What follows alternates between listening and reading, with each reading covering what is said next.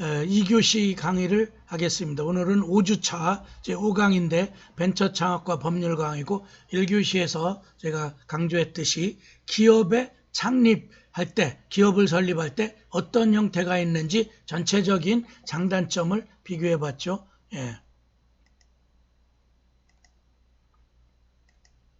그래서 여기에 이제 목차 보면 1교시 했던 기업 형태, 특히 주식회사를 중심으로 살펴보시면 되겠고요. 또 2장 기업 형태 특징, 그러면 1교시에서 강의했던 그런 개별적 기업 형태의 윤곽을 기준으로 어떠한 특징이 있는지를 2교시에서 강의하겠습니다.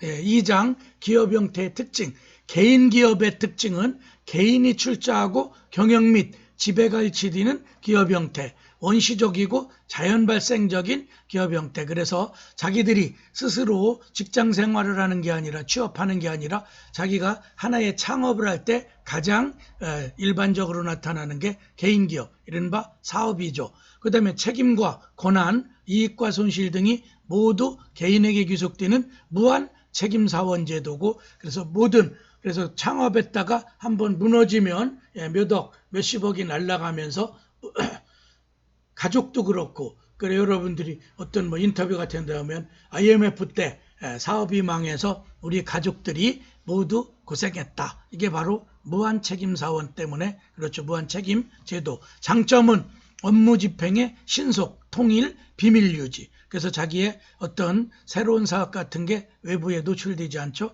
단점은 자본 규모 및 자본 조달이 취약하고 대위 신용 확보가 곤란하고 개인 경영 능력에 한계가 있고 또 무한 책임으로 어떠한 한번 파산에 들어가면은 신용불량, 이제 채무불이행자로 전락하면서 모든 사회생활에 제약을 받죠. 이게 일반적인 개인기업의 특징이고, 그 다음에 조합기업이란 말이 나오죠.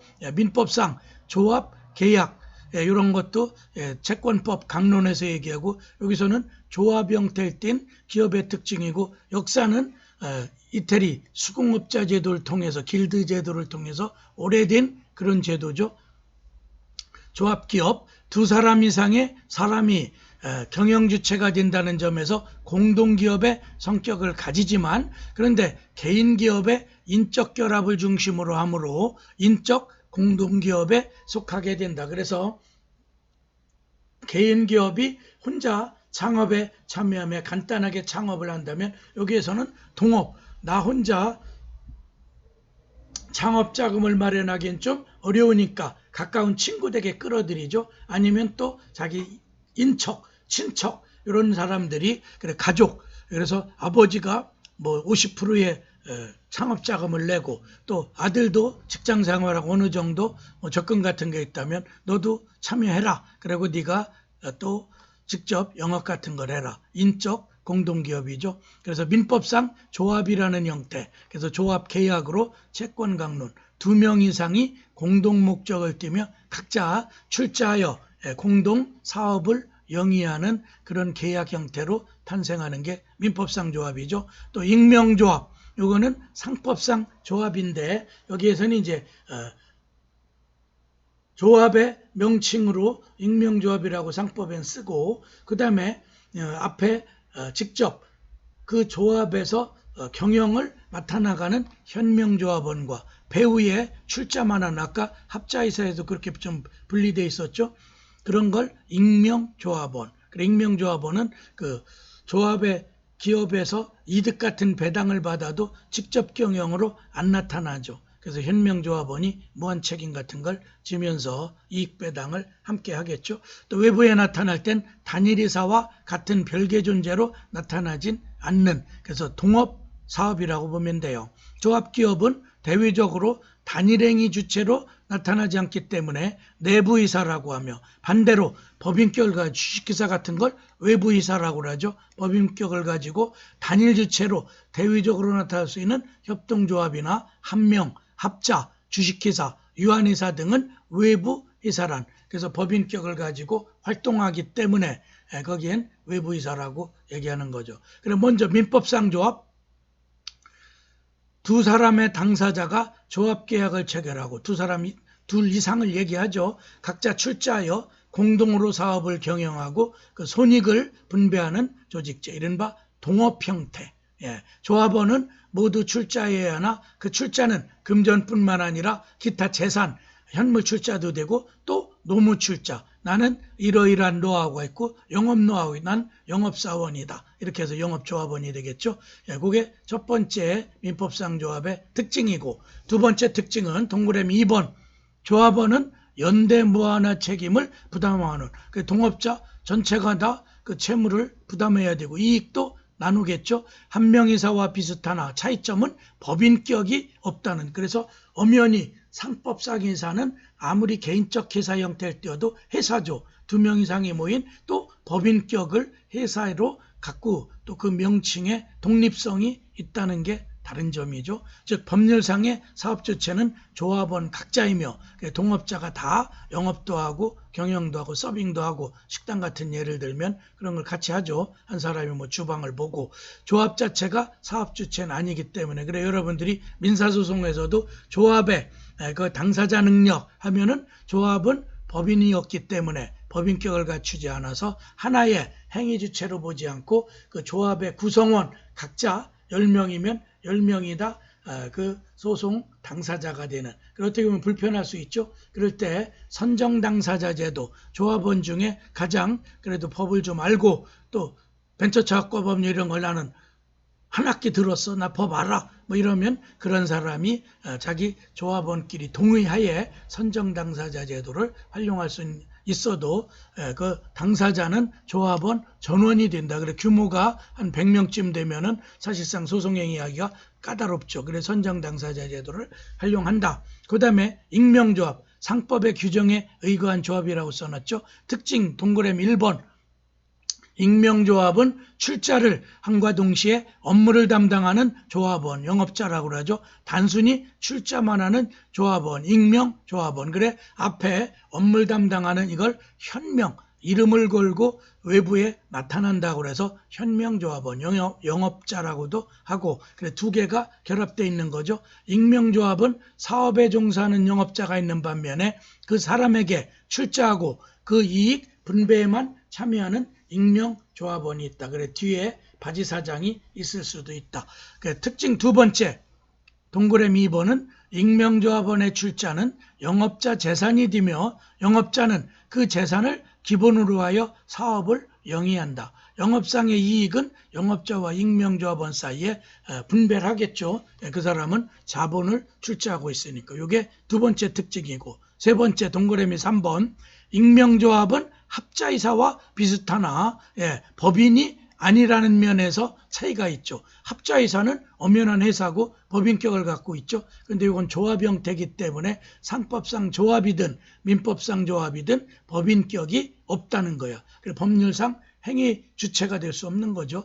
경제적으로는 공동기업이지만 법률상으로는 조합의 사업은 영업자, 개인의 사업이며 재산은 영업자 재산으로 귀속된다. 동그라미 4번. 익명조합을 경영하는 이유는 다음과 같다. 첫째, 자금이 부족한 자가 재력이 많은 자의 원조를 받아 사업을 할 때. 둘째, 개인 기업을 확장하려 할 때 투자자를 은밀히 끌어들이는 거죠. 셋째, 자본 출자자가 경영에 관심이 없고 영업에 생긴 이익, 그래서 이미 뛰어난 기술력과 또 어떤 노하우 이런 걸 갖고 있는 친구에게 야 나도 네 사업에 1억 정도 내가 돈을 댈 테니까 나중에 이익 남으면 10% 주든지 네가 알아서 나한테 이익 배당을 좀 해라. 그래 이익 배당하면 관여하려 할 때 이런 익명조합을 만들어서 또 상법상 조합 형태로 운영할 수 있다. 그 다음에 요즘에 이제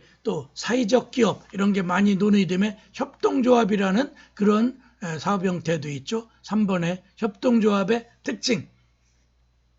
소비자나 비생산자가 이윤의 배제를 목적으로 상부상조의 정신에 따라 단결하여 자기의 경제나 생활을 유지하고 향상시키기 위하여 공동사업을 영위하는 것이 협동조합, 이른바 코퍼레이션이죠. 그래서 여러분들이 소비자 협동조합, 그러니까 이제 대학 같은 데도 뭐가 있어? 거기에 그 자기들끼리 교직원들이 그런 걸 만들어서 뭐 이제 공동 판매 또 거기서 일정한 수입이 있으면 자기들 노동조합 같은데 비용, 활동 비용 같은 걸 쓴다라든가 이럴 때 협동조합, 소비자 협동조합 이런 게 많죠. 또 시골 같은 데 가면 조그맣게 마을 단위로 협동조합을 만들어서 공동 생산, 공동 판매. 그래 일 같은 건 두레를 통해서 같이 품앗이도 하고 그다음에 거기서 생산된 건 판매해서 이익은 배분하는 이런 형태가 많죠. 최근에는 이제 영농조합 이런 형태로 나타나죠.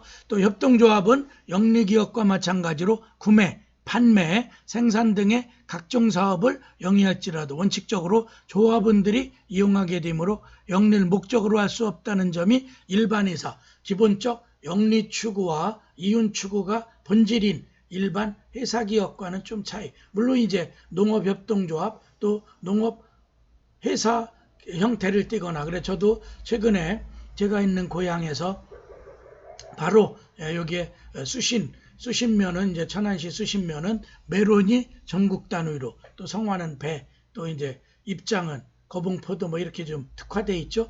그래서 수신에 아는 친구가 귀농해 가지고 시골에 이제 고향에 내려와서 메론을 생산하는데 장목반에 그 가입돼 있는 자기들끼리 만든 단체에는 한 150여 명 되는 것 같아요. 그런데 한 60여 명이 영농조합을 만들어서 앞으로 정부의 어떤 사업 같은 거 또 보조금 이런 걸 좀 따내고 싶어 하는 거죠. 그래 영농회사까지는 아니래도 영농조합 형태 그래가지고 제가 그 정관 만들어주고 그 등기까지 맞춰준 그런 사례가 있어요.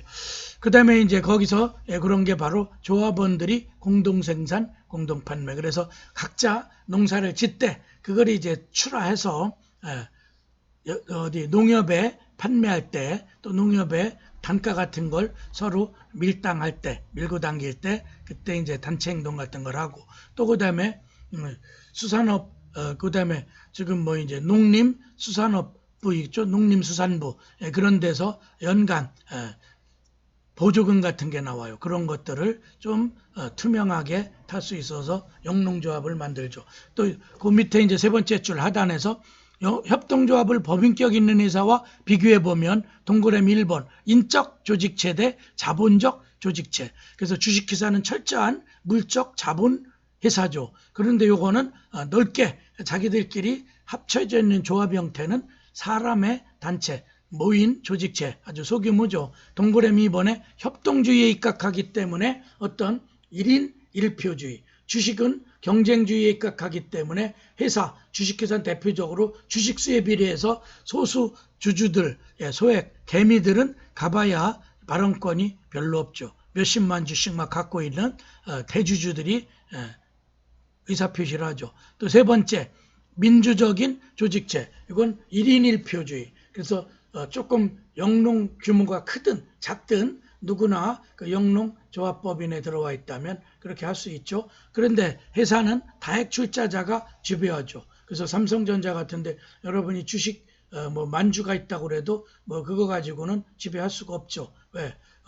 이재용, 이건희, 그 삼성가의 그런 사람들은 몇백만 주씩 갖고 있겠죠.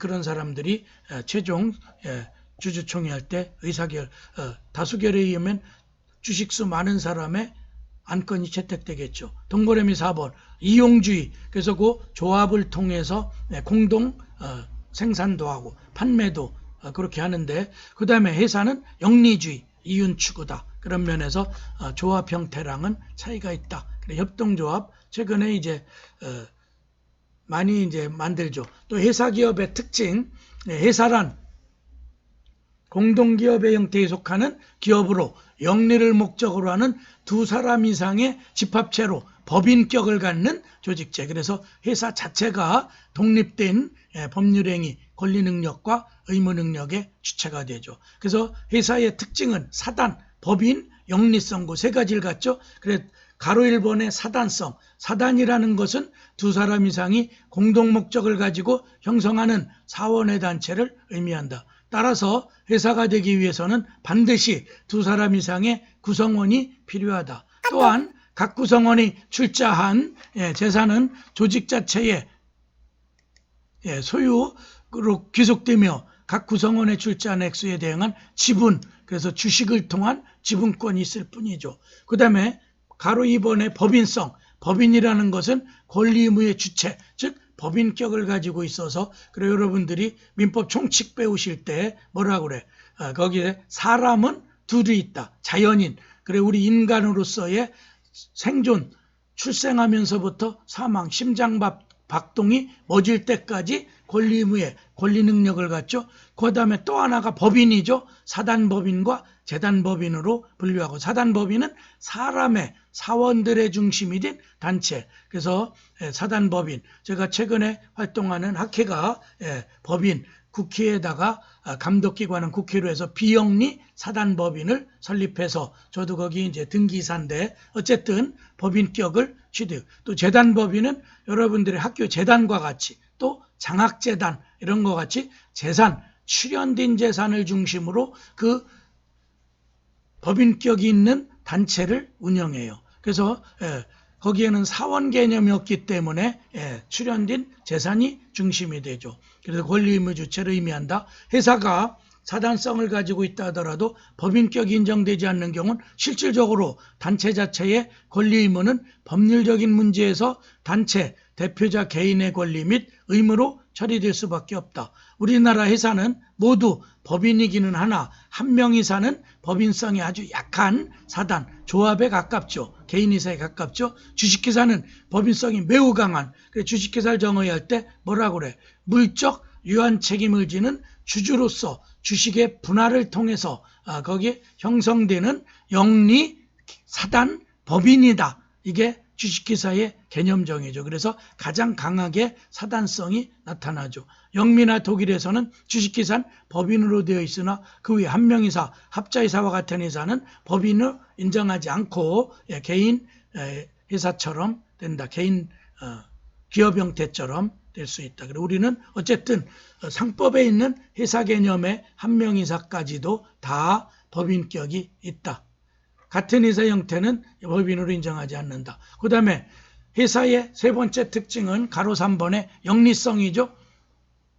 영리성이란 영리를 목적으로 단체가 영업활동을 수행할 뿐만 아니라 그로부터 발생하는 이익을 구성원에게 분배하는. 그래서 사단법인, 비영리, 영리 사단법인인 주식회사는 1년 동안에 영업을 거쳐서 결산한 이후에 이익 배당을 해서 그 주식수에 따라 이익이 나가겠죠. 그런데 비영리, 제가 속해 있는 한국법학회, 이런 사단법인 한국법학회 이런 데는 영리회사가 아니기 때문에, 영리사단법인이 아니기 때문에 이익 배당이 안 되고, 또 본질적으로 재단법인은 사원 자체가 존재하지 않기 때문에 거기서 기관은 있죠.